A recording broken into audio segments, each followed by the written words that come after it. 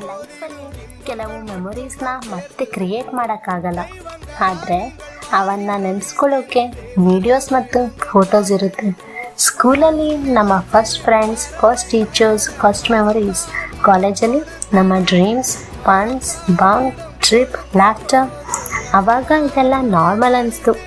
ಇವಾಗ ನೋಡಿದರೆ ಆ ದಿನಗಳು ಎಷ್ಟು ಬ್ಯೂಟಿಫುಲ್ ಅಂತ ಅರ್ಥ ಆಗುತ್ತೆ. ಟೈಮ್ ಯಾರಿಗಾಗಿ ವೆಯ್ಟ್ ಮಾಡಲ್ಲ, ಆದರೆ ಮೆಮೊರೀಸ್ ಮಾತ್ರ ನಮ್ಮ ಜೊತೆ ಲೈಫ್ ಪೂರ್ತಿ ಇರುತ್ತೆ.